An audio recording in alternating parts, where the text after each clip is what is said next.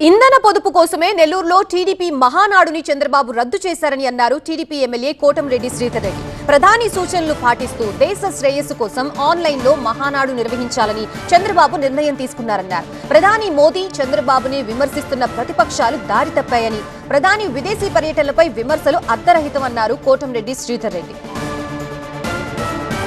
మనం ప్రజలకు చెప్పే ముందు మనం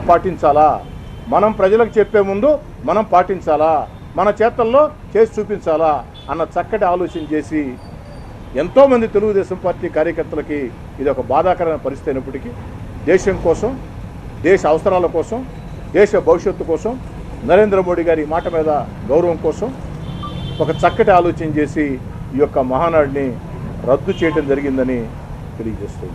చంద్రబాబు గారి వ్యతిరేక ప్రతిపక్షాలని కనీసపాటి గౌరవిస్తారు.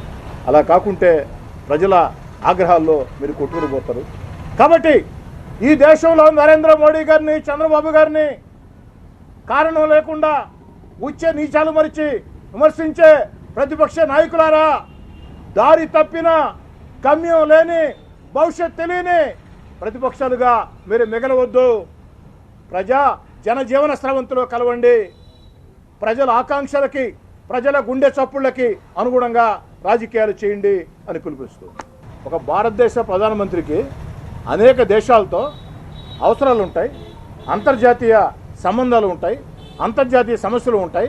కాబట్టి ప్రధానమంత్రి చెప్పింది టూర్లు. మోడీ గారు టూర్ అయినా పోయారా? నరేంద్ర మోడీ గారు విహారయాత్రకు పోయారా? ఏదైనా టూర్కు పోయారా? విదేశాలకు పోయాడు.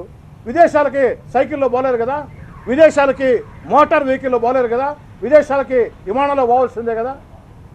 అదే నేను చెప్పేది. దీంట్లో కూడా ఇందుకు వాదాలు ప్రతివాదాలు